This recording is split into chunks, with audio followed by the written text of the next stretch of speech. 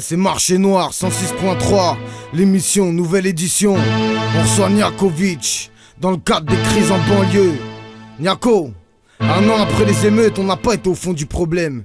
Est-ce que tu peux t'exprimer à ce sujet? J'ai lu et vu beaucoup de choses sur la crise de ma banlieue. Une seule unique chose a mis sur la poudre le feu. Je vous rappelle la tragédie du 27-10-2005 qui sous bois la mort de Ziad et Bouna. L'hospitalisation du petit Métine, rescapé une décharge de 20 000 watts pour lui, nos prières ont été exaucées.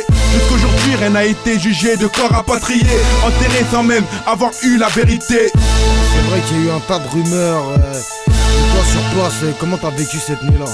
Le drame se répand dans la ville, la haine se lit sur les pupilles. On fait un bloc, première patrouille et tout part en vrille. Voiture qui brûle, on s'en bat les couilles, les larmes aux yeux. On part à l'affront, faut qu'ils en perdent au moins un chez eux. Allez, moi je te comprends, mais les auditeurs, je suis pas persuadé, ils ont besoin d'explications. Tu sais, dans nos quartiers, on est élevés comme des frères. Imagine-toi quelqu'un qui quitte ta sœur et qui revient sonner chez toi.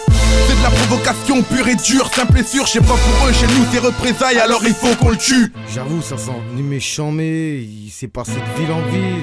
Mais comment ça? Plusieurs banlieues ont été confrontées à de telles histoires. Des abus de pouvoir, la mort d'un arabe, d'un noir. Cette fois, c'est la goutte qui a fait déborder le vase à goutte, qui a fait remonter la rage de certains. Mais on sait tous qu'ils vont vouloir étouffer l'affaire. Il faut élucider ce drame, ça aurait pu être n'importe lequel de nos petits frères. Mais trop en bas de l'échelle pour se faire entendre, donc obligé de foutre la merde pour qu'ils puissent enfin nous comprendre. Mais rien de ça, le ministre à l'antenne prend parti sans rien savoir. Ce qui nous donne la haine, le lendemain c'est reparti. Envoie des propres à lui, veut nous nettoyer au Karcher. Pour la peine, 1000 voitures brûleront toute la nuit. Toutes ces maladresses n'ont fait qu'attiser la flamme, n'ont fait qu'augmenter la harne, n'ont fait qu'on a pris les armes. Je parle même pas du manque de respect, grenade à gaz dans une moitié grosse plaque, c'est pas ces forces de l'ordre qui l'ont tiré. Aucune condoléance, aucune excuse n'ont été faites.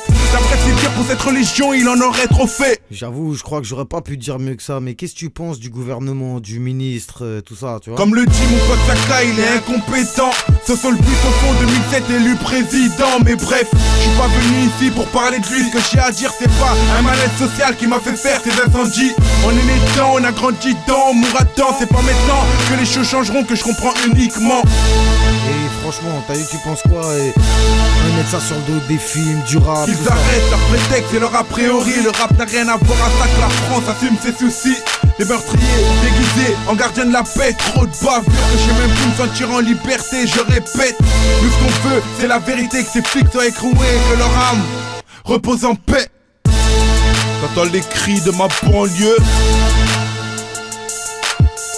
c'est ce qui fait la crise de ma banlieue, hein. C'est vos bavures policières. Aujourd'hui Bouna et Ziad. Hier c'était Pose, Malik Oussekine, Youssef KF, Emmanuel de Flandre, Amadou Diallo, Abdelkader Bouziane. Mes frères, reposez en paix, mort d'une bavure policière.